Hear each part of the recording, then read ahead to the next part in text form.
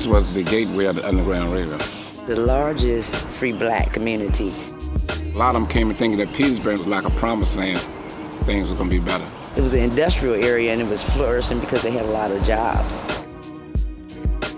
Petersburg was an awesome city back in its heyday. Downtown Petersburg and the stores and shopping, it was thriving. When we lost our largest employer here, Brown & Williamson, the economic situation turned for the worse.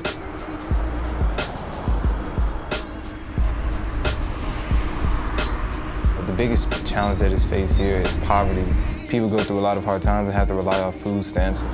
The percentage of households with a working adult is the lowest in the state. Our communities reflect our schools. Our schools reflect our communities. Petersburg had been in school improvement for 13 years and still had yet to achieve full accreditation of all their schools. We need somebody who comes to Petersburg with a resume of accomplishment that people can look up to. We need someone who can bring us hope.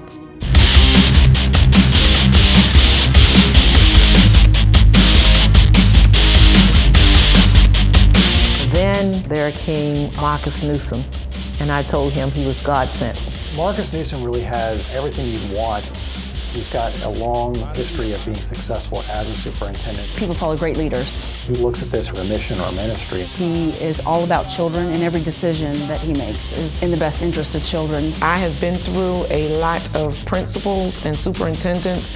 Here we go again. In their minds, based on their past experience, we'll be gone very soon as well. Public education has really been under attack. Petersburg has been victimized. If you were a first-year teacher, we welcomed you and wished you the best of luck. There was no curriculum or instructions. We didn't know who we employed. We didn't know where the dollars were going. Petersburg, we have another problem. The city of Petersburg went through some significant financial challenges that were just showing up right as Dr. Newsom started.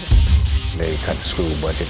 Newsom said the city currently owes the school system $2.7 million. Utilities were delinquent. We didn't know how much longer we would be able to keep the lights on. You don't find prospering schools in struggling communities very often. He has been able to grow the confidence of the business community. We tightened our belt. We made some really wise decisions. We went to the General Assembly. We can't do this alone. We need our partners. The state has been able to offer some assistance. This is a team effort. We encouraged a group of students to write a grant, and we won the grant right at $100,000. We took our weakness and we really made it our strength. You have to invest in your children. If you don't invest now, you're going to pay for it later. 80% of this class is graduating, and they're going on to college. Petersburg can be a shining example of what can be done. A model for the state and the nation. It's going to take some work. It doesn't matter where you come from or how you start, it's how you finish. We are rising. Yes, we are.